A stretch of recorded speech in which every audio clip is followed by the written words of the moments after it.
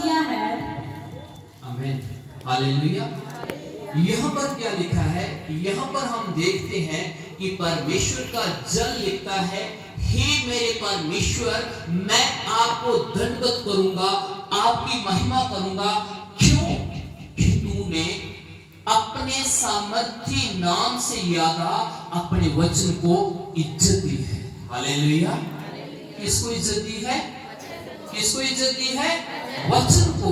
हे परमेश्वर, तूने अपने सामर्थी नाम से ज्यादा अपने वचन को महत्व दिया है, उसको इंपॉर्टेंस दिया है और उसकी इज्जत की है। तो परमेश्वर के अजीज लोगों, जो सोचने की बात है, हमारे लिए एक सोचने का विषय है कि अगर परमेश्वर अपने वचन के लिए इतना कुछ कर सकता है, अपने वचन को इतनी इज्जत देता है, इतना महत्व देता है अपने सामर्थ्य नाम से भी ज्यादा, तो इससे बढ़कर आपको और मेरे को कितनी जरूरत है कि हम परमेश्वर के वचन की इज्जत करें। यस, हमारे लिए कितना जरूरी है कि हम परमेश्वर के वचन की क्या करें? इज्जत करें। जब हम परमेश्वर के वचन की इज्जत करेंगे तो परमेश्वर अपनी तमाम लिखी हुई आशीषों को, अपने वादों को हमारे जीवन में क्या करता है? पूरा करता है। क्या करता है? पूरा करता है। सेकंडली, हम परमेश्वर के वचन की इज्जत कैसे कर सकते हैं? कैसे करेंगे? कैसे भी? Very good. हम उसकी इज्जत कैसे करेंगे? परमेश्वर के वचन के ऊपर चलकर, जैसे हमारा परमेश्वर चाहता है हम वैसे ही अपने जीवन को क्या करें?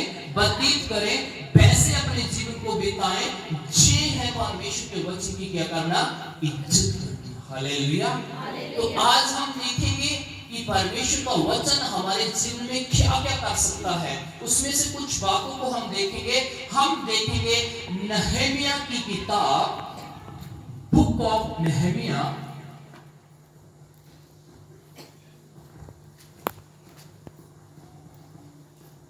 उसका 8 अध्याय,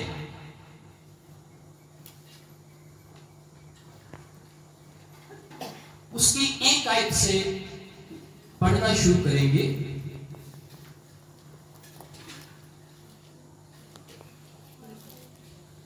नहम्याह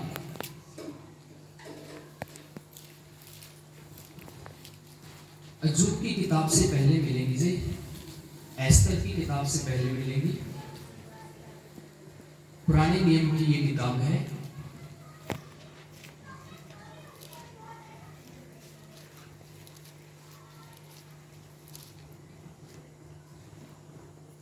एक से 8 की 1 से।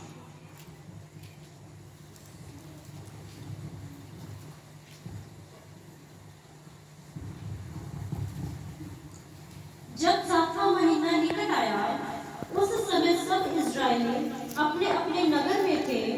तब उन सब लोगों ने एक मन होकर जल फाटक के सामने के चौक में इकट्ठे होकर एजरा शास्त्री से कहा कि मूसा की जो व्यवस्था यहोवा ने इस्राएल को दी थी, उसकी पुस्तक ले आ। जब एजरा याजक 7वें महीने के पहले दिन को क्या स्त्री क्या पुरुष जितने सुनकर समझ कर सकते थे, उन सबों के सामने व्यवस्था को ले आया। वह उसकी बातें भोर से दोपहर तक उस चौक के सामने जो जल फाटक के सामने था, क्या स्त्री क्या पुरुष और सब समझने वालों को पढ़कर सुनाता रहा, और लोग व्यवस्था की पुस्तक पर कान लगाए रहे। एजरा शास्त्री काठ के एक मचान पर जो इसी काम के लिए बना था खड़ा हो गया, और उसकी दाहिनी ओर मित्याह, शोमा, अन्याह, उजरियाह, हिलिकियाह और मासियाह, और बाई ओर बदायाह, मिशाएल और मल्कियाह, हनूश, हशूम, हशबता, यकरिया और मुशल्मा खड़े हुए।